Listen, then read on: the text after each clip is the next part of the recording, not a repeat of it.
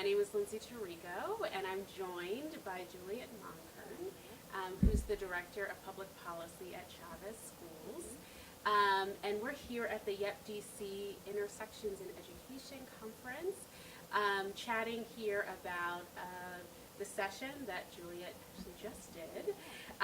So Juliet, why did you choose your topic for your session? Sure, that's a great question. So I always try and choose topics for the session that to relate directly to issues that we're thinking about in education right now.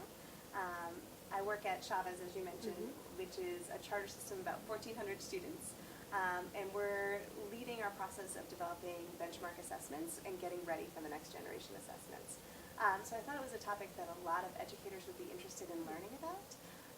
And I wanted to share some of the things that we were doing and also learn from the participants. We ended up having a really spirited debate about whether or not assessments, next generation assessments, would prepare students for the 21st century. So I learned a lot. Wow. And what do you hope to get out of YEP-DC conference today? Yes, well, many things. But I think most importantly, I just really appreciate the different sessions.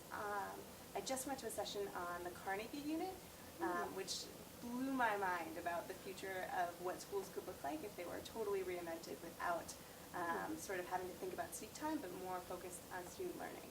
So I think it's those sort of conversations and having that time and space to really think big picture about what the future of education is that makes this day so inspiring.